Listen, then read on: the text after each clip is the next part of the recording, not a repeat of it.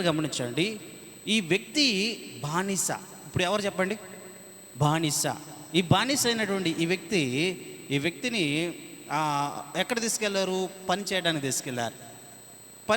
తీసుకెళ్లారు. అక్కడ ఏ పని అయినా చేయాలి, ఎంత నీచమైన పని అయినా చేయాలి. సరే, ఎప్పుడైతే ఆ వ్యక్తిని ఆ ఊరికి తీసుకెళ్లారో, ఆ యొక్క పట్టణాన్ని తీసుకెళ్లారో, ఆ ప్రాంతంలో ఒక అతను కొనుక్కున్నాడు. ఎవరు చెప్పండి? ఒక అతను కొనుక్కున్నాడు. కొనుక్కున్నప్పుడు అతను కొనుక్కొని అతనేం చేశాడు? వాళ్ళ ఇంట్లో పనికి పెట్టుకున్నాడు. హల్లెలూయా. పనికి పెట్టుకున్నాడు. ఒక దాసుడిగా, ఒక పనివాడిగా పెట్టుకున్నప్పుడు ఇప్పుడు చెప్పండి, ఇప్పుడు ఎక్కడి నుంచి మళ్ళీ ఎక్కడికి వచ్చేసాడు? ఆల్రెడీ వర్తకులు వెళ్తున్నారు.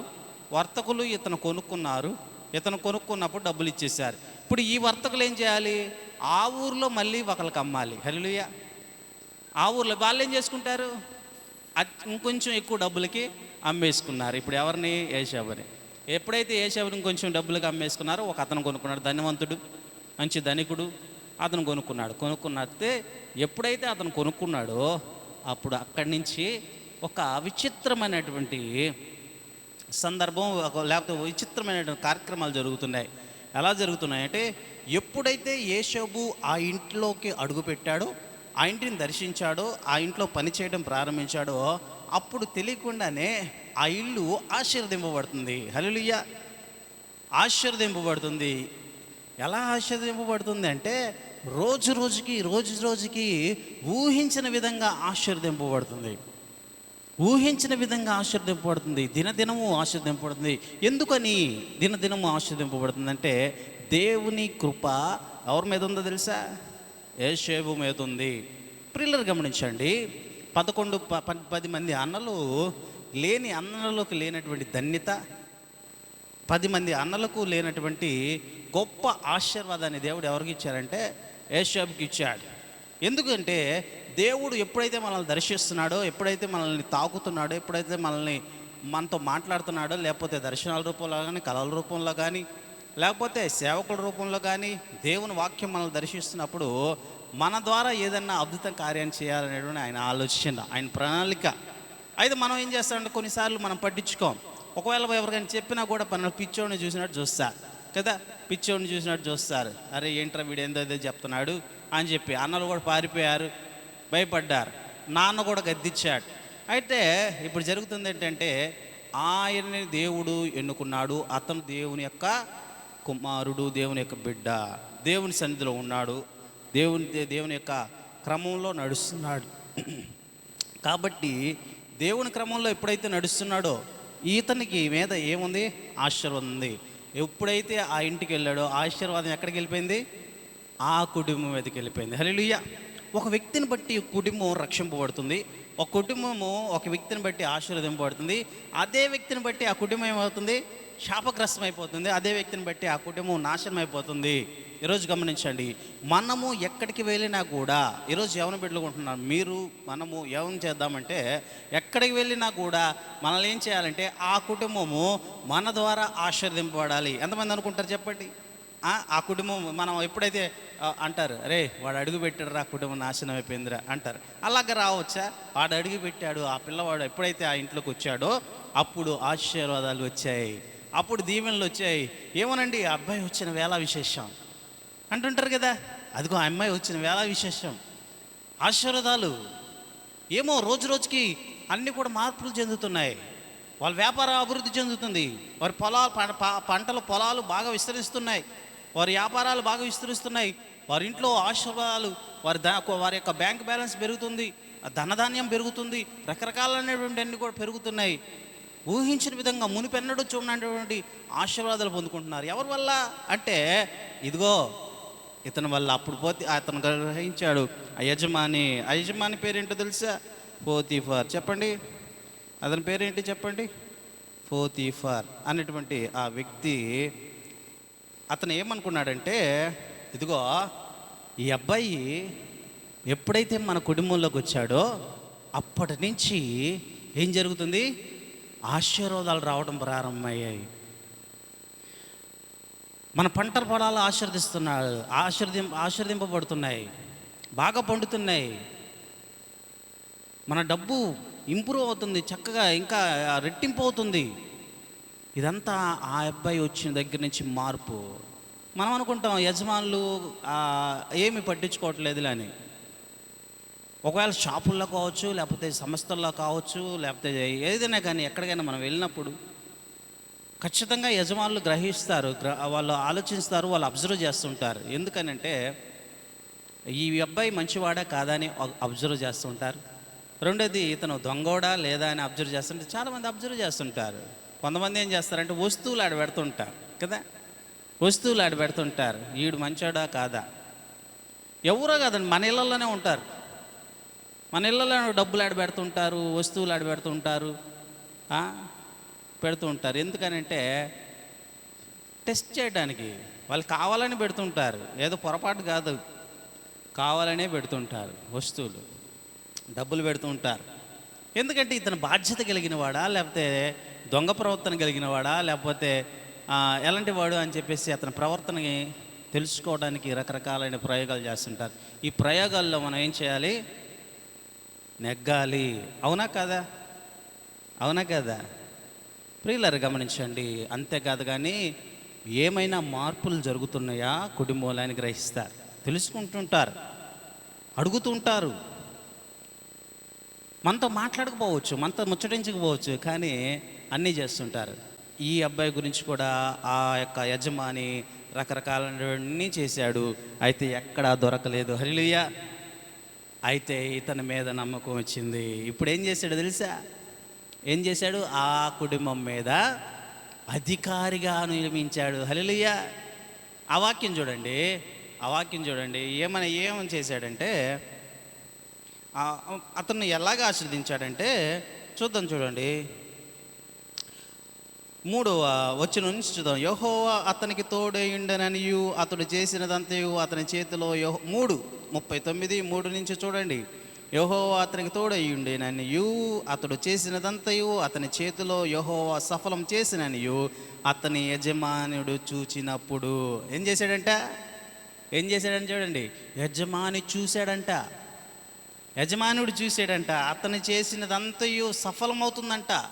అతను ఏ పని ప్రారంభించినా, అతని చేతుల మీద ఏ కార్యక్రమం చేసినా కానీ సక్సెస్ అవుతుంది. అది యెహోవా తోడైయుండునని అతను చేసిందంతయు అతని చేతిలో యెహోవా సఫలం చేసినని అతని యజమానుడు చూచినప్పుడు యేషోబు మీద అతనికి కటాక్షము కలిగెను. హల్లెలూయా. ఏం చేస్తుందంట? ఏం జరిగింది? కటాక్షం. అతని మీద కరుణను చూపాడు, అతని మీద కటాక్షం చూపించాడు, నమ్మకాన్ని ఏర్పాటు చేసుకున్నాడు.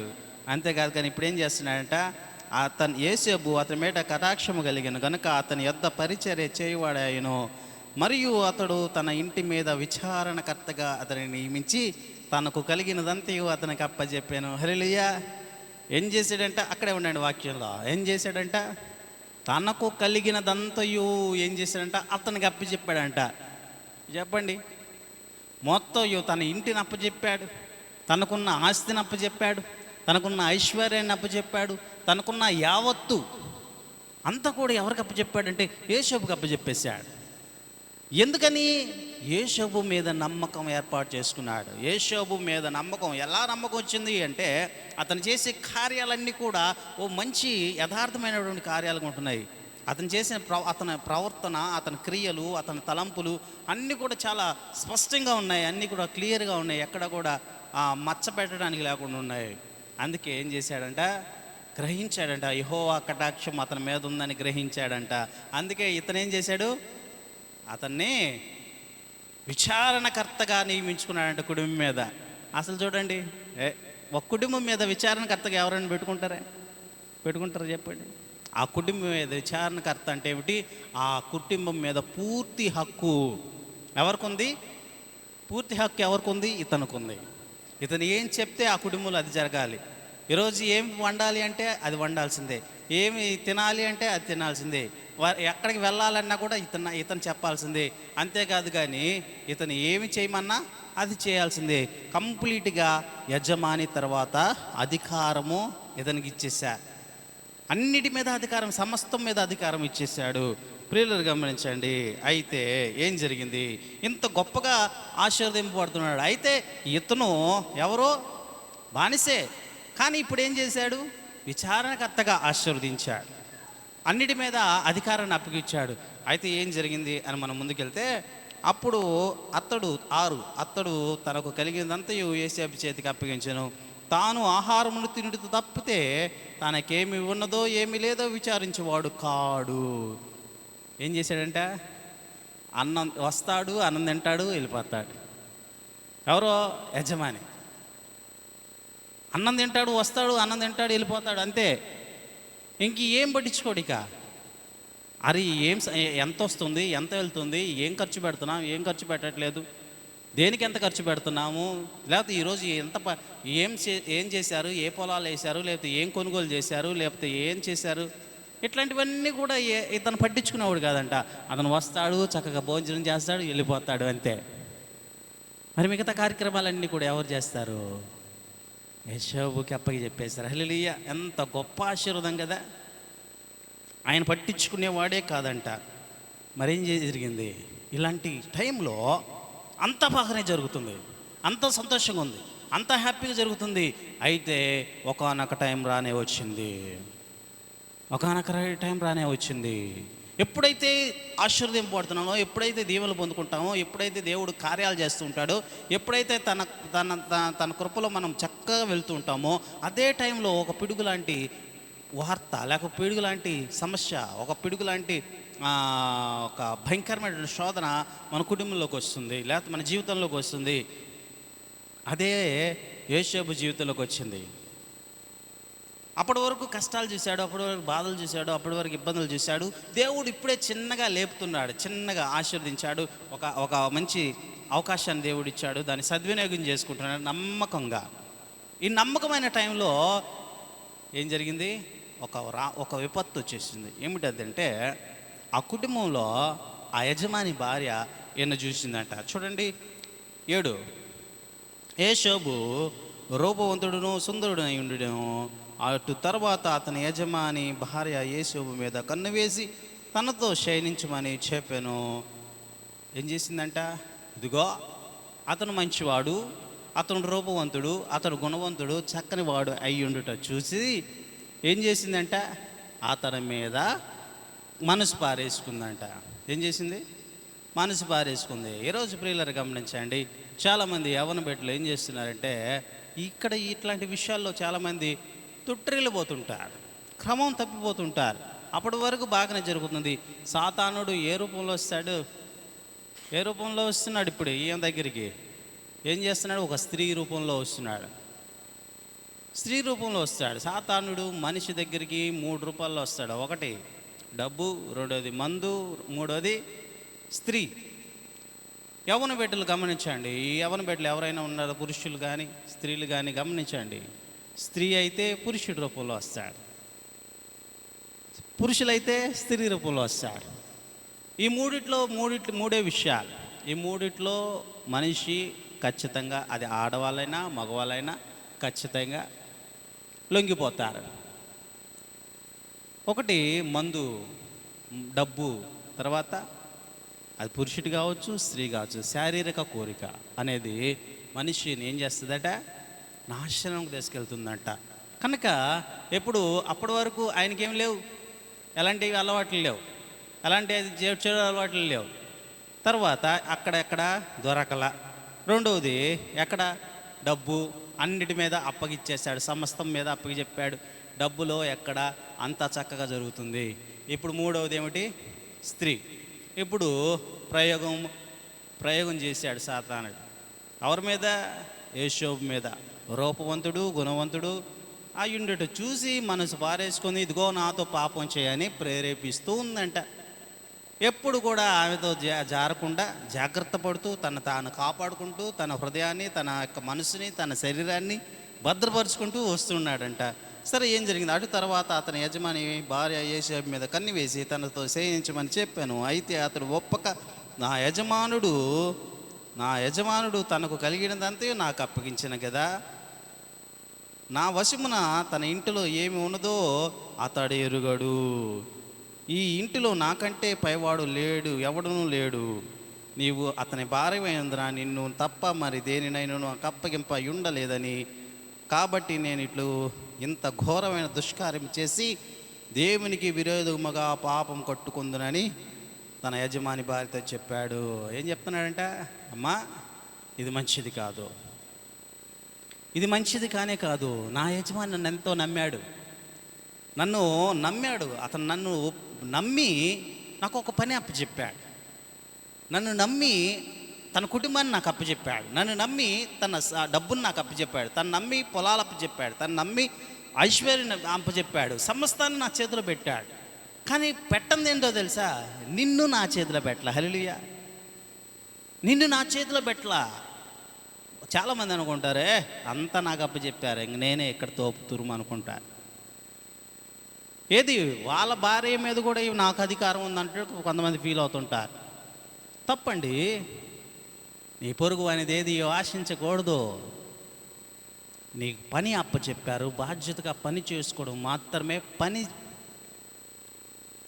యజమాని ఏం చేశాడు? పని అప్పచెప్పాడు, అంతే, అది పని, అంతే. ఇంకా ఏం చెప్పాడు? నిన్ను తప్ప నాకు అన్నిటి మీద అధికారం ఇచ్చాడు. అయినా ఇక్కడ ఇంకొక లుసుగు ఉంది. నేను ఏం చేసినా అడిగేవారు లేరు, నా మీద విచారణకర్త ఇంకొకడు లేడు, నేనే ఇక్కడ. నేను ఒకవేళ నీతో పాపము చేసినా అడిగేవా దిక్కు లేదు.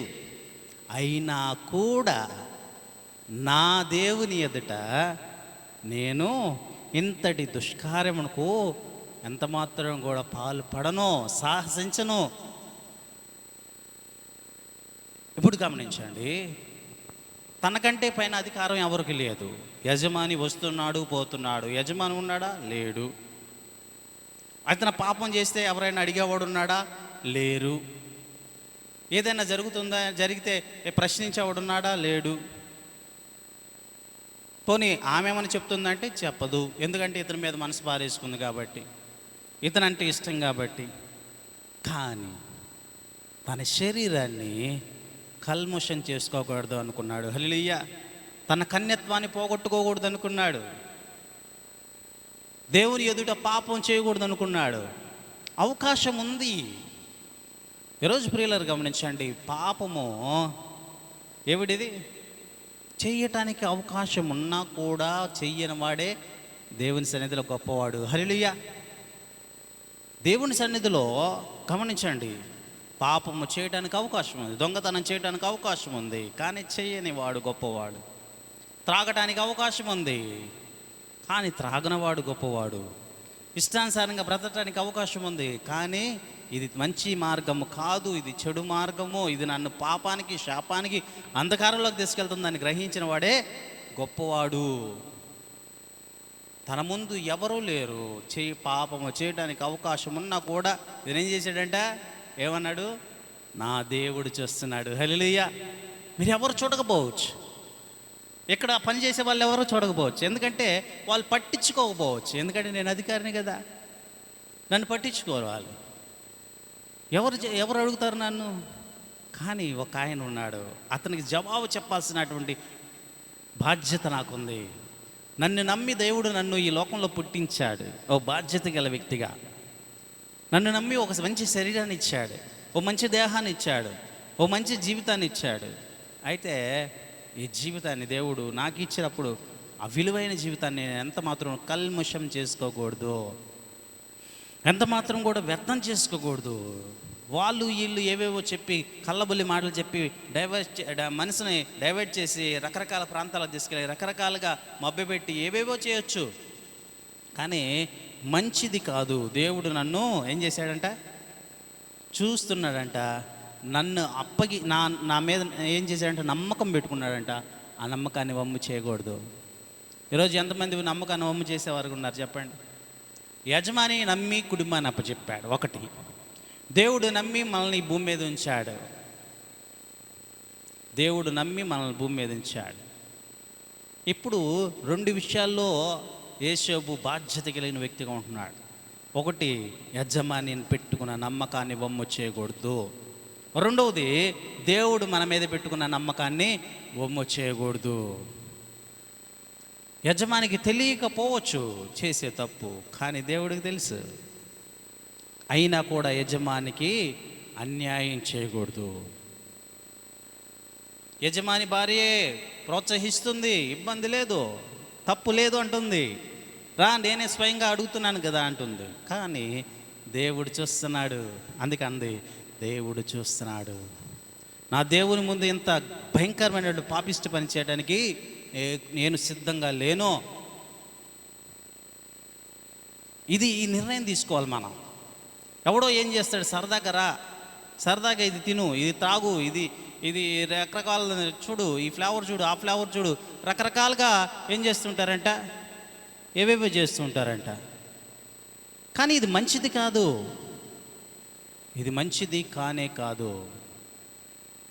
తమ జీవితాల్లో ఫలభరితమైన జీవితం రావాలంటే, మంచి జీవితం రావాలంటే బాధ్యత కలిగిన వ్యక్తిగా ఉండాలి.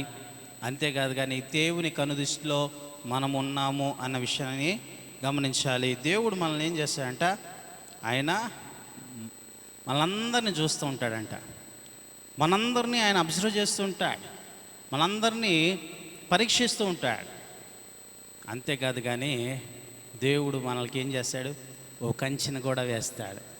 ఆ విషయాన్ని మనం గమనించాలి. దేవుడు మనల్ని నమ్మి ఒక కంచెను వేస్తాడు, ఆ విషయాన్ని గమనించాలి. సరే, ముందుకు వెళ్దాం. మరేం జరిగింది? ఆమె ఏం చేసిందంట,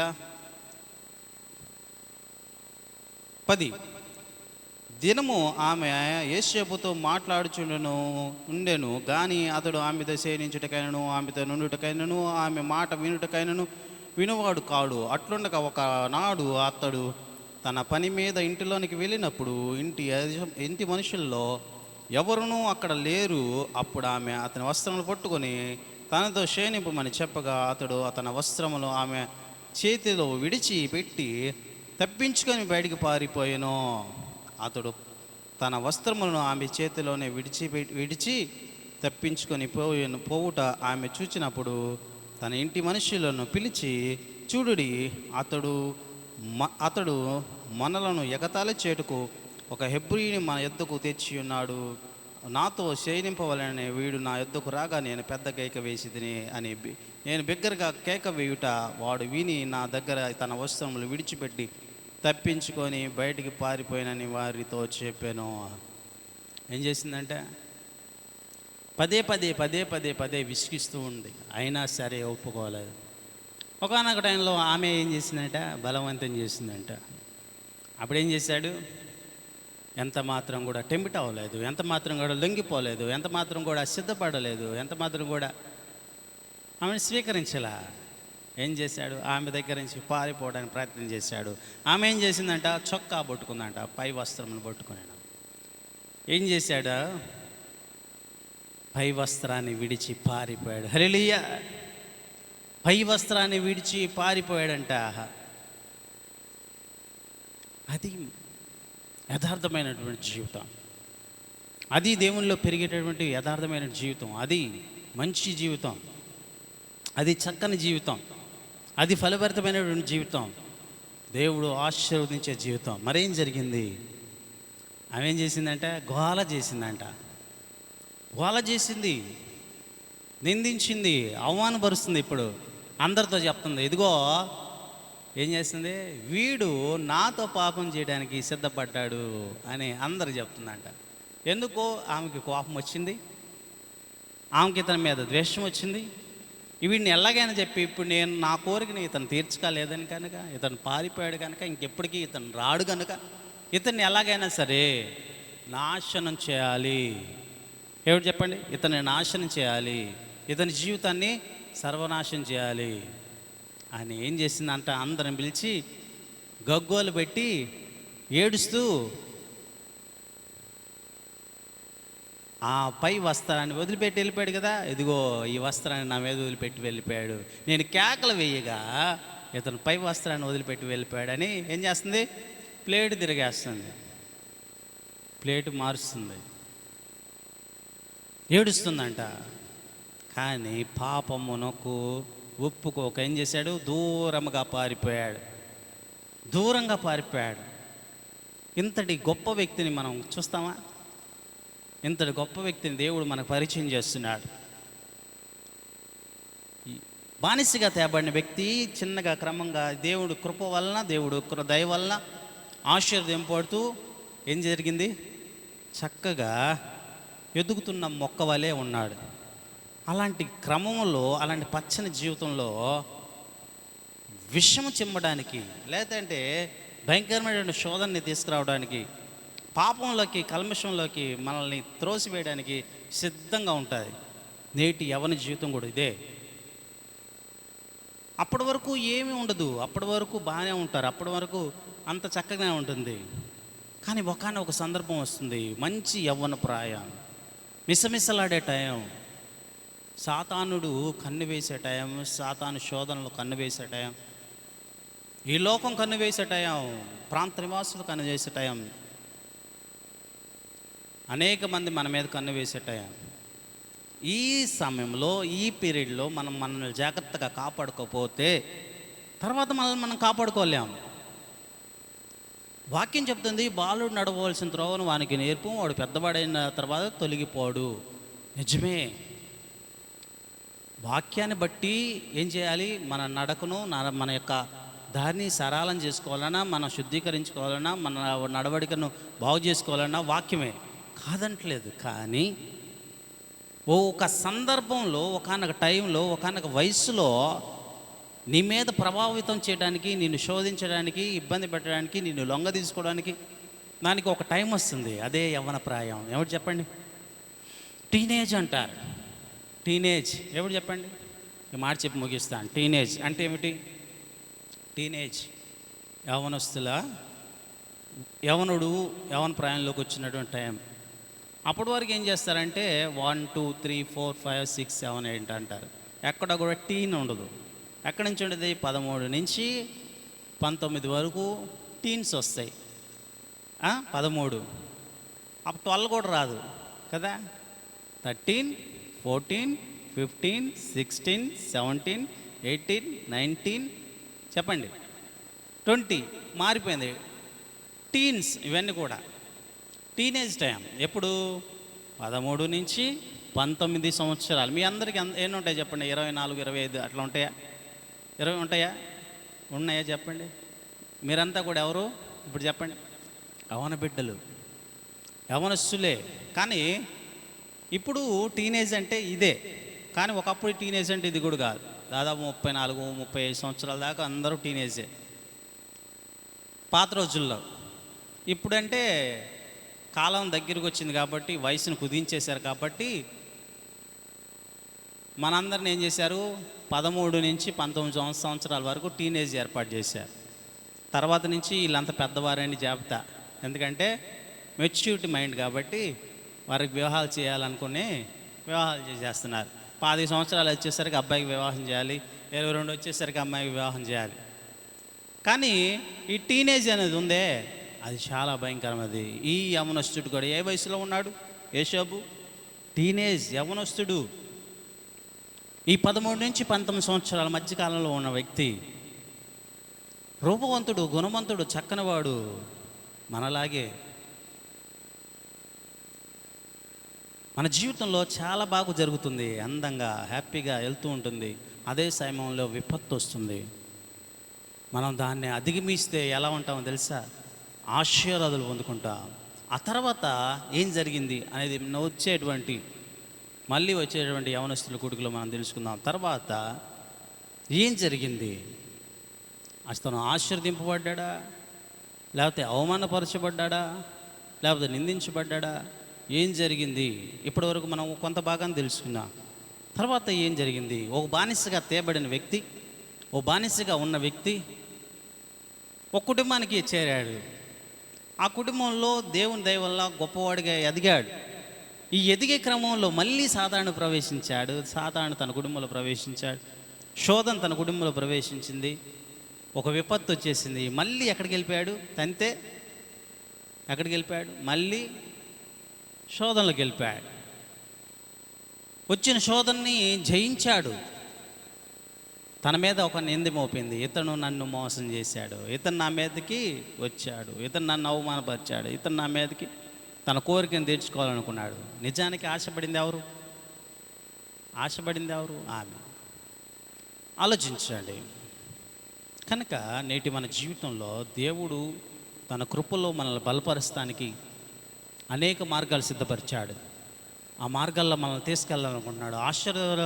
ఆశీర్వాదాల బాటలో తీసుకెళ్ళాలనుకుంటున్నాడు. కానీ మనం ఏం చేస్తామంటే, వచ్చి చిన్న చిన్న అవకాశాలను మనం ఏం చేస్తాం, అది అవకాశంలాగా ఉంటుంది. ఇది చేస్తే మనకు గొప్ప కార్యాలు చూస్తాం అనుకుంటా. కానీ అవి కాదు, దాన్ని మించిన అవకాశాలు దేవుడు ఇస్తాడంట. అది గమనించాలి. అది చిన్న అవకాశమే. చిన్న అవకాశాలు దేవుడు ఇస్తుంటాడు. చిన్న అవకాశాలు కావాలా, పెద్ద అవకాశాలు కావాలా? దేవుడు మనకి ఆశీర్వాదాలను ఇవ్వాలనుకుంటున్నాడు. అయితే ఈ ఆశీర్వాదాలు, ఈ అవకాశాలు వస్తున్నప్పుడు సేమ్ అదే టైంలో సాతానుడు కూడా మనల్ని ఏం చేస్తాడు? మన మీద దాడి చేయాలని చూస్తాడు. అది చిన్న అవకాశం కానీ, పెద్ద అవకాశం కానీ. ఒక చిన్న కుటుంబంలోకి ఒక బాధ్యత కలిగిన వ్యక్తికి వెళ్ళాడు. అదే టైంలో సాతానుడు శోధించాడు. అది ఆమె రూపంలో శోధించాడు. ఏం చేశాడు? పారిపోయాడు. హల్లెలూయా. పాపం చేయలా. తన యజమాని తన మీద పెట్టుకున్న నమ్మకాన్ని వమ్ము చేయాల. తన దేవుడు తన మీద పెట్టుకున్న నమ్మకాన్ని వమ్ము చేయాల. అలాగే దేవుడు నీ మీద, నా మీద నమ్మకాన్ని పెట్టుకుంటాడు. మనము కూడా వమ్ము చేయకూడదు. మన శరీరాన్ని నాశనం చేసుకోకూడదు, శరీరాన్ని కల్మషం చేసుకోకూడదు, మన మనసును కల్మషం చేసుకోకూడదు. మన తలంపులు డబ్బు కోసమో, ధనం కోసమో, ఆస్తి కోసమో, ఐశ్వర్యం కోసమో, లేకపోతే అవి వస్తాయి ఇవి వస్తాయి. కొంతమంది ఉంటారండి ఈ రోజుల్లో, కొంతమంది ప్రేరేపిస్తుంటారే, అది ఇస్తాను, ఇది ఇస్తాను, డబ్బులు ఇస్తాను. కొంతమంది యవ్వన బిడ్డలను ప్రేరేపిస్తుంటారు. ఫోన్లు ఇస్తాము, బైక్లు ఇస్తాం, లేకపోతే ఆస్తి ఇస్తాం, అంతస్తు ఇస్తాం, ఐశ్వర్యం ఇస్తాం. రకరకాలుగా శోధిస్తూ ఉంటారు. ఆ శోధనలో పడకూడదు. ఆ పడలేదు ఇప్పుడు యేషోబు. మరేం జరిగింది? ఆశీర్వదింపబడ్డా లేకపోతే ఏం జరిగింది అనేది వచ్చే వారం తెలుసుకుందాం. తల వంచండి, ప్రార్థించుకుందాం. ప్రేమ కలిగిన తండ్రి, దయగల రాజా, నీ కృప పొందాలి.